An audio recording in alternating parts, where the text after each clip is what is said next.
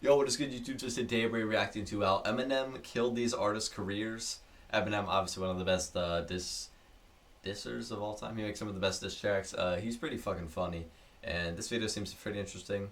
Matty Balls made it 13 days ago. I'll show his channel after this, but yeah. If you guys like these videos, like, subscribe, comment down below other videos you want me to react to, other games you want me to play. Go follow the Twitch right over there all the time. And join the Discord if you want to get updates and stuff. And yeah, let's just get right into this video. So you see Matty Balls 13 days ago. And making the co-founder quit his job to destroying Machine Gun Kelly in his diss track to the point where he switched genres. Eminem has been in a lot of intense beefs. A lot of the time, artists and people he beefs with can recover, but other times, not so much. So today we're going to be looking into different artists whose careers Eminem killed, starting off with Machine Gun Kelly. Real quick, I do want to clarify, a lot of people did kind of transition into different careers after their beefs with Eminem. For example, MGK is widely believed to have stopped rapping after his beef with Eminem for that reason. So while Eminem may have killed his rap career, he seems to be doing pretty well in pop punk, and that's kind of how it is with a lot of the people in this video. But for that reason, we are first going to be looking into Eminem's feud with Machine Gun Kelly, which seems to be the most obvious example of this. It's well edited. So Machine Gun Kelly and Eminem's beef starts long before the infamous diss tracks of 2018. It all started in 2012 when MGK said on Twitter, "Okay, so I just saw a picture of Eminem's daughter and I have to say, she is hottest." Oh no, that's fucking crazy. Because Eminem is king. Not only was this a weird I don't thing know to anything say about any of his these daughter, like but beefs. he was also so 21 and she was 16, which makes it really weird. On top of some other very weird tweets he posted early in his career. Many people think this tweet is what sparked the diss track. Wait, what? But MGK Wait, no, what? was also 21 and she was 16, which makes it really weird. On top of some other very What the No, I'm not even gonna read that out loud. I don't know what those words coming out of my mouth. He posted early in his career. Many people think this tweet oh is my god the diss track battles, but MGK that has is since weird claimed as in interviews fuck. that he actually settled it by talking with Eminem's people. You know, truth be told, we had handled it behind the scenes 6 years ago. So y'all spoke about it. So after no, he's a recluse. We can't find him. So we didn't speak. He doesn't want to see you, bro. And his team, because that is as man to man as it gets with him. Regardless of things being settled or not, MGK continued to hint at a beef with Eminem, especially in a 2015 interview with Hot 97. During the interview, he basically accused Eminem of blackballing him from the industry. You know, quiet is kept still. Blackball. You know, is a reason why certain things don't. You know what I'm saying? Like, Don't happen. Okay. Right? So like, listen or review this joint. Certain places you won't even hear Machine Gun Kelly on. Oh. Certain things won't even happen, and because of that. And no one look, man, MGK thought that since Eminem was with Interscope and had so much power there, he was trying to influence the label's decisions with his career, although he wouldn't say this until years later. He also thought Eminem was the reason his music wasn't being played on Shade 45. Keep in mind, this whole time, Eminem had said nothing. Then yet again in 2017, MGK dissed Eminem on Tech Nine's song No Reason, when he said, "I pop cherries and pop stars. You popsicles is not hard. Popped in on the top charts, out the cop car. To remind y'all, you just rap, you're not gods." Many people interpreted this diss as a reference to Eminem's rap god, which it was. Tech Nine later had to clarify he had no idea MGK was dissing him on this song. Then a year later, on his surprise album Kamikaze, Eminem spent half of a verse on the song Not Alike dissing MGK. He mentioned how MGK had to team up with Tech Nine just to diss him, made fun of MGK for sneak dissing, and mentioned how MGK talked about his daughter Haley. This song garnered a ton of attention, along with the entire album, as Eminem was going crazy dissing tons of people. But this beef got super popular because MGK responded with an entire diss track towards Eminem called Rap Devil. He talked about Haley, and trying to shelve him, and many more things. Just over a week after Kelly released Rap Devil, Eminem responded with his own diss track called Kill Shot. He addressed a lot of what Kelly said, along with a ton of other disses, which when there are battles to win for America's future, there is one constant: Marines. Ad for the Marines? Need prescription eyewear What am I- fast? like what? Shop hundreds of frames with 2-day delivery at iBuyDirect.com. Okay. really won over the public. It's pretty obvious when you look at the like to dislike ratio as to who the public thought really won. They both followed up these diss tracks doing interviews, and one of the main talking points was whether or not Eminem tried to have MGK shelved. This is what Eminem said. Actually a lot more petty than that. Okay. The reason that I dissed him is because first he said, first when he said, I'm the greatest rapper alive since my favorite rapper banned me from Shade 45 or whatever he said, right? like I'm trying to hinder his career. So I don't give a fuck about your career. That's an awfully You hot think coffee I pot. actually think about you? You know how many rappers that are better than you? You're not even in the fucking conversation. I don't care if you fucking blow or if you don't That'd be blow. So Eminem, bro. Eminem basically revealed he was upset Kelly was throwing subliminals for a year, talking about his Not daughter, even in and the making what he conversation. said are false accusations about him trying to shelve Kelly's career. Shortly after this, MGK did an interview with The Breakfast Club and said that Eminem was lying. What Eminem said wasn't true was that he didn't make a call in regards to the dollar situation, and you know that was false. Jimmy Iovine and Puff conference called me at 9 in the morning with multiple other people, and that was a conversation that happened at 3 in the morning the previous night with Harv Pierre, James Cruz, Paul Rosenberg, James McMillan. So M lied. He did talk to Puff. 'Cause M he said he lied. never talked to Puff. So we don't really know who's telling the truth here, but the public did side with Eminem. Again, you can just look at the like to dislike ratio on MGK's Breakfast Club interview. MGK said he had another diss track ready, but since he thought Ems was weak, he didn't release it. He even called it a leg shot on Twitter. However, following this beef with Eminem, MGK's career took a turn for the worse. As many of us know, MGK started making rock music shortly after his beef with Eminem, and many people believe that Eminem is the reason that MGK switched genres. Following the Eminem beef, can make Kelly fun of released the drama, EP banana. Binge, which did okay. But MGK himself claims the beef really hurt his career. He was working on an album called Hotel Diablo, with a couple of tracks that would hint at the direction he would eventually take genre-wise. And when he released it in 2019, it didn't do as well as he had hoped. It had weaker first week sales than any of his other albums, and although it did alright in terms of streams, MGK said himself, as a hip-hop album, Diablo is flawless front to back, and also a hint at the evolution of how I went into a pop-punk album. But it was coming at the tail end of the infamous beef with Eminem, so no one wanted to give it the time of day. So even though he's doing alright with his He's pop just punk making music and his excuses fan 'cause base, his the music beef is with ass. Eminem definitely did a No lot one of cares about damage. him. MGK hate is everywhere on the internet, and it probably wouldn't be nearly as bad if it wasn't for that beef. And he actually said something that made it seem like Eminem was in one way or another responsible for him switching genres. He said, "The next album came from already feeling like I'd been counted out, so I didn't even care what the public was gonna think." Interestingly enough, in Killshot, Eminem said, "Kelly, they'll be putting your name next to Ja next to Benzino.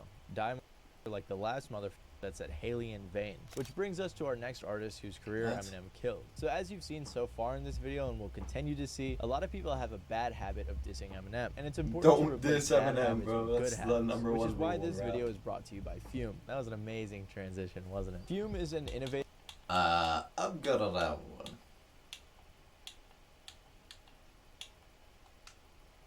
The Source magazine was one of the biggest magazines in hip-hop. The Source magazine did album reviews, and they would rate albums out of 5 mics. And when Eminem's album, the Marshall Mathers LP, came out in 2000, which was arguably his best album and my personal favorite from him, The Source gave it a rating of 2 mics. Ironically enough, M dissed The Source the year prior for giving a group he was friends with, the Outsiders, a 2 out of 5 mics as well. But after The Source gave the Marshall Mathers LP a 2 out of 5 mics, fans got so upset that The Source actually changed the rating to 4. And this is when most people believe the beef started. When I was a kid growing up in the early 90s on hip-hop, The Source, as we used to know That it, just was shows the how Bible stupid the Source is. Like, if they change their opinion, change what they originally said because of people were mad, then like their opinion doesn't. It's not even like true. Like, what? hip-hop. Like, They just changed it their because word people was were mad at it. Somebody got 4 mics, you was going to copy. Somebody got 5 mics, you was going to copy. Somebody got 3.5, yeah, you know, you didn't know. But their word was gold, and they was usually right. I know that you have yet to receive a 5 mic review in The Source. Is that something that was... I have yet to receive even a 4.5. Everybody gets a 4. Everybody, like, that's the standard now. That's the standard. If you get a 4.5, that must mean that Benzino wants you on his album. It's clear that Eminem Rain-X water repellency the wiper fuck is blades the- alright, I apply the don't know who magic that of is. Rain-X to your windshield, so water beads up and flies.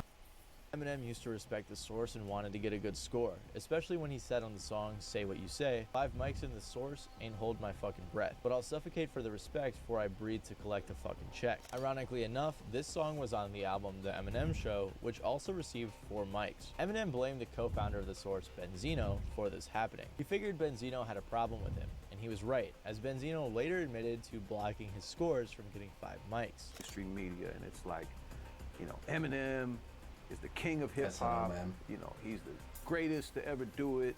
You know, they're just, you know, going crazy with, you know, the way they're portraying him.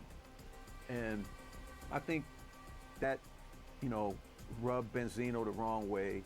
And I think it had him thinking like, you know, this could be bad for hip hop. Which is ironic because Benzino was giving his own albums 5 mics, which really hurt the Source's credibility. There was also an incident where Benzino apparently tried to interview Eminem backstage at a show in Puerto Rico, but Eminem ignored him. This is where the beef really picked up, and Benzino released the song I Don't Wanna, where he first dissed Eminem. Apparently after this, 50 Cent was hosting Hot 97, and Eminem called in and said, I want to request that new Benzino record. It's hot. See if you can find that one and play it for me. You might have to dig in the trash. It may be in the bottom of the trash can. Then Benzino released another diss track called Pull Your Skirt Up. He called Eminem 2003 Vanilla Ice and also mentioned backslapping Eminem's mom. Eminem had vaguely referenced the beef on the song Invasion, but he directly targeted Benzino on the songs The Sauce and Nail in the Coffin, which were both released in late 2002. As you'll see with most of these beefs, the fans preferred Eminem's diss tracks much more. The next month, Benzino released the diss track Die Another Day, and he went all out. He was dissing everyone, calling Eminem racist, and also threatened Eminem's daughter's life. He said, tell Haley it ain't safe no more. Daddy better watch your back at the candy store. You fucked up, resort to plan B, fuck around, and she end up like John Benet Ramsey. She was also only 7 years old at the time, which is pretty crazy. Then Benzino released a few more diss tracks toward Eminem. I mean, did something happen to spark that between you and him? Did anything happen? I mean, Eminem's just I swear better. on my daughter's life, I never met this dude. I never met this man, this girl in my life. I never met this woman. She is obsessed with me. This is when the great magazine beef between XXL and The Source started, with both magazines picking sides between the artists. There were a lot of beefs going on involving Eminem's camp, so many diss tracks were coming out, and M kept throwing shots at Benzino on multiple songs. They actually kept making diss tracks back and forth at each other for a while, until in November of 2003, when Benzino and The Source revealed that they had old tapes of Eminem using racial slurs in his songs. There were a bunch of songs which they labeled the racist That's not which new, featured but Eminem being racist. They played a snippet I thought, at a like, press conference he and were had- planning on releasing a full album of these racist songs.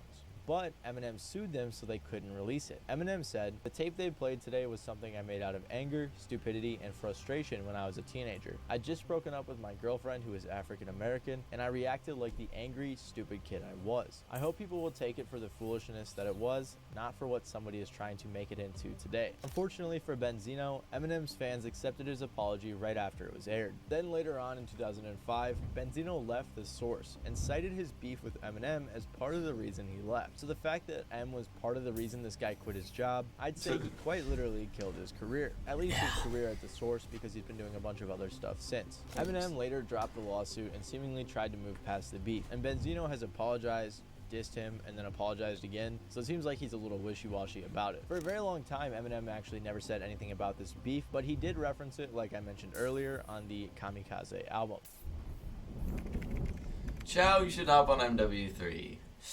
Vanilla Ice's I was career playing that earlier already on a stream. downward It's pretty trend ass. following Ice Ice Baby, but he had a beef with Eminem that definitely didn't do anything to help him. In 1990, a year after Vanilla Ice released his song Ice Ice Baby, Eminem and his friend Proof, under the group name Soul Intent, released a song called MC Hammer vs. Vanilla Ice. Eminem rapped as Vanilla Ice and Proof rapped as MC Hammer, and were kind of just joking around since it was a parody. Then in the late 90s, Eminem released the songs Just Don't Give a Fuck and Role Model, in which he said, I'm everlasting, I melt Vanilla Ice like a silicone, I'm ill enough to just straight up diss you for no reason, and grabbed Vanilla Ice and ripped out his blonde dreads. Eminem was clearly not a fan of Vanilla Ice, but at this point in time, Vanilla Ice had not said a word about him. So why did he hate him so much? Well, in an interview in 2005, Eminem recalls his first time hearing Ice Ice Baby and said, that crushed me.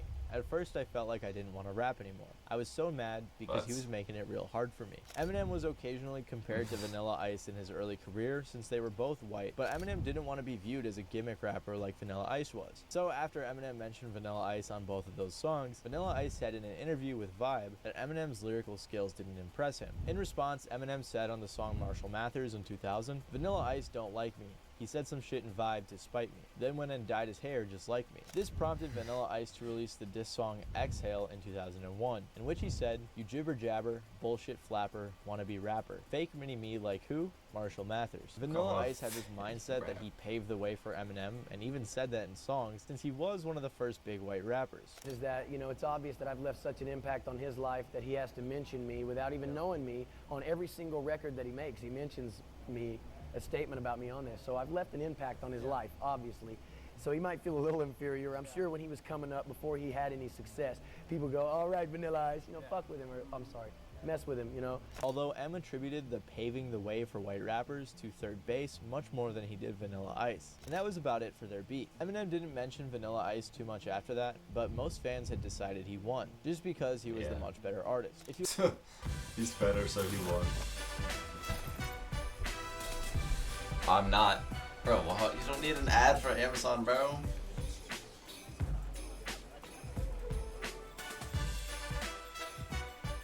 I'm good, fam. Yeah, let's skip this one. Get me out of here. If you look at any interviews or songs where Vanilla Ice mentions Eminem, it's pretty obvious in the comments who thinks who won. Vanilla Ice, as he fell from relevancy, continued mentioning Eminem and was much more respectful as Eminem solidified himself as one of the biggest rappers ever. He would later acknowledge Eminem's skill while still saying he wasn't a fan of the music. I'm not a big fan, to be honest with you. No, but I can see the talent. I can see why it sells. I can see it's commercially mainstream. And, you know, the shock jock value and everything. I ain't hating on Eminem, man. Vanilla Ice did get a ton of hate while he was rapping, and I think over the years as he's done different things, people began to like him more. But I think regardless of the Eminem beef, Vanilla Ice's career was on a downward trend. But Eminem's jabs at him were probably the final nail in the coffin. I'm assuming they... Like I mentioned earlier, in the early 2000s, there were a lot of beefs going on in Eminem's camp. One of those beefs was 50 Cent versus Ja Rule. And when Eminem signed 50 Cent to his and Dre's record label, Ja Rule began to target Eminem. For the shady Aftermath G-Unit family, beef has been a constant. From the melee involving G-Unit Aftermath at the 2004 Vibe Awards, to M's beef with Source magazine owner Benzino, to the well-documented feud between 50 Cent and Ja Rule. Ja Rule released the diss song Loose Change and came out swinging at Eminem for almost no reason other than him signing 50. Ja took shots at everyone, called Eminem feminem, and told him that he could be the first white rapper slain, and then said, M, you claim your mother's a crackhead and Kim's a known slut, so what's Haley gonna be when she grows up? This understandably upset Eminem, who responded on these songs Hail Mary and Do Re Mi. Do Re Mi, also known as Haley's Revenge, was a song that some people claim was Eminem's most ruthless diss track ever. And it was pretty good, as he had his daughter on the song making fun of Ja and brought out D12 and Obi Trice. They sent a few more diss tracks back and forth at each other for about a year, and then Eminem disclosed a story on the song Bump Heads, in which he said, so what's the big deal? Where was all the tough talk? When I walked up to you like, Ja, what up dog? How come you didn't say you had a problem back then? Eminem expanded on this in an interview where he said that he saw Ja Rule after signing 50 and was talking to him trying to see if there were any issues about the signing. But Ja Rule apparently didn't say anything about the situation. Then after that conversation, apparently Ja Rule came out talking bad about Eminem and then dropped the diss track, which M claims really blindsided him. To be fair though, Ja Rule also has his own side of the story that he talks about on Vlad TV. Me and him had a conversation right there. This was after. This was while it was. While it was happening. Yeah. Oh, okay. You know what I'm saying? And it Seems was so calm. A man-to-man, respectful conversation. Like, I know what it is. And them's like, you know, I don't really got no hard feelings towards you. It's just that's home team, and it's a rap beef. And he signed to my label. He signed to my label. You know what I'm saying? And I'm like, I know what it is. You know what I'm saying? I said I ain't got nothing against you neither. Eminem kind of chilled out on beefs after deciding it wasn't good for his mental health and talked about it a lot on the song Like Toy Soldiers. What the intent of the song, what the intent was to do is to just say from, at least from our side, like this is a chapter in our lives that we want to close and we want to move on from this beef. So we're closing this chapter. It's pretty apparent with lyrics like, that Ja shit, I tried to squash it, but it was too late to stop it. There's a certain line you don't cross, and he crossed it. I heard him say Haley's name on a song, and I just lost it. And even though the battle was won, I feel like we lost it. Following the beef, Ja Rule continued doing his own thing. I've seen people online and articles claim that it seems as if Adkins, Ja Rule, was relying on Jackson, 50 Cent, and Mathers, Eminem, to stay in the spotlight. And while I wouldn't say his beef with Eminem killed his career, it definitely didn't help it. As we've seen with everyone else on this list, the fans always tend to side with Eminem. I definitely think he fucking killed MGK the most out of all these so far.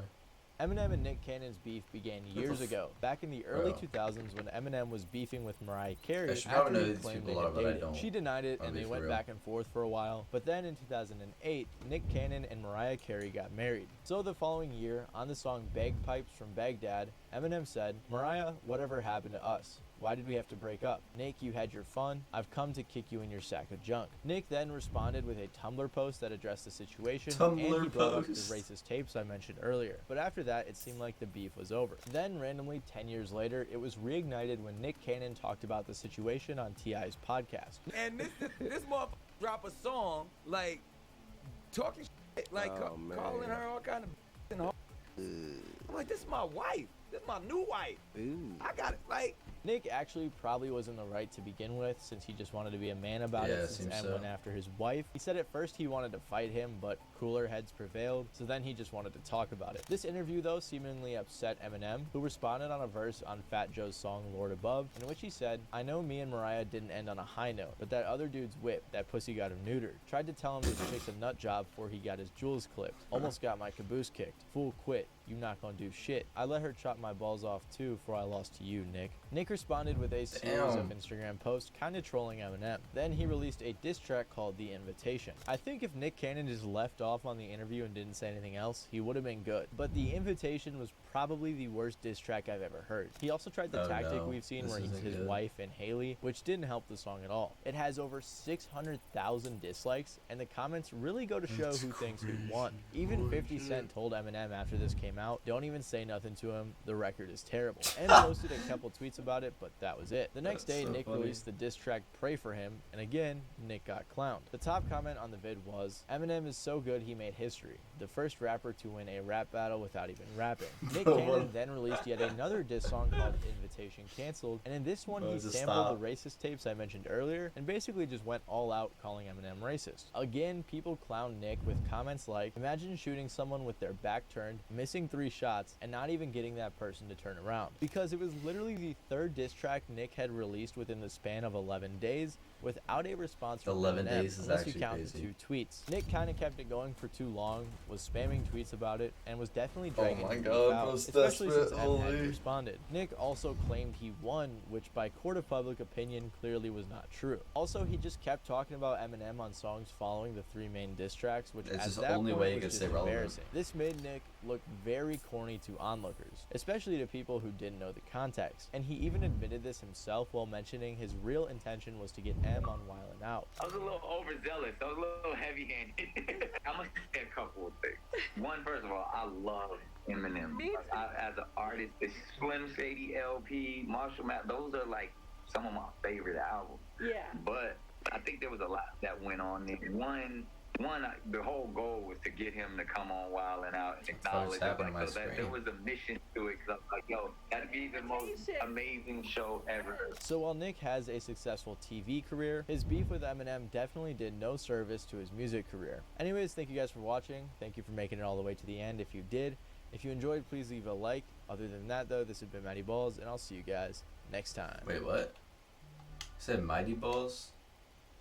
They said Meaty Balls in the intro. Whatever. Alright. That was a good video. Alright, dude, so that was that video. I enjoyed it. It was kind of a hard video to react to because I didn't really know anything about it, so I was kind of trying to learn as well. But yeah, I think he definitely killed MGK the most. Or that last guy too, that was funny. That was funny. But yeah, comment down below other videos you want me to react to, other things you want me to do. Like this video, subscribe. Go subscribe to Mighty Balls or Meaty Balls, whoever made that video. Well, let me just go to my history. Matty Balls, yes, Matty Balls with a Z. That was a pretty good video, very well edited. I've not heard of his channel though, so I don't know. It's just new to me. But yep, thank you guys for watching. Have a great day, and see you guys next one.